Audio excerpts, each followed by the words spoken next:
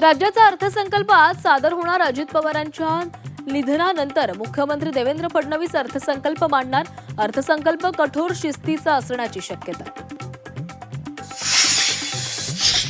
राज्याच्या अर्थव्यवस्थेची 7.9% वेगानं घोडदौड. महाराष्ट्र देशातील मजबूत आणि गतिमान अर्थव्यवस्था. राज्याचा 2025-26 आर्थिक पाहणी अहवाल सादर.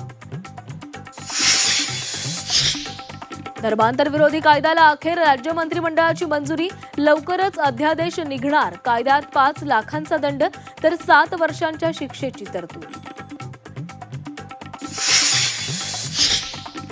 जिष्णुदेव वर्मा यांची महाराष्ट्राच्या राज्यपालपदी नियुक्ती. राष्ट्रपती द्रौपदी मुर्मूंकडून 9 राज्यांच्या राज्यपालांची निवड. मुंबई महापालिका प्रभाग समिती निवडणुकीमध्ये ठाकरेंना धक्का.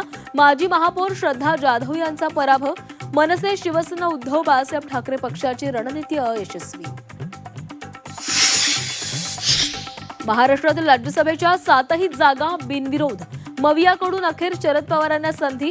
आदित्य ठाकरेंच्या गैरहजेरीमुळे ठाकरेंच्या नाराजीच्या चर्चांना जोर तर पार्थ पवारांच्या अर्जासाठी मुख्यमंत्र्यांची हजेरी.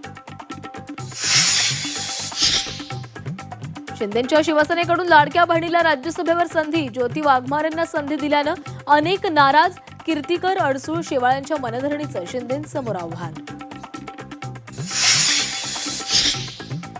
गोवंडीमध्ये लिंबोणी बागमध्ये राहत्या घरावर बुलडोझर. 60 वर्षांपासून राहणारे नागरिक रस्त्यावर. घरं तोडताना पाहून महिलांचा आक्रोश. नवी मुंबईच्या कोपरखिरण्यामध्ये शिकवणी वर्गादरम्यान स्लॅब कोसळला. दुर्घटनेमध्ये एका विद्यार्थ्याचा मृत्यू तर 12 मुलं जखमी. टीम इंडिया T20 विश्वचषकाच्या फायनलमध्ये. वानखेडेवरील सेमीफायनलमध्ये इंग्लंडवर 7 धावांनी विजय.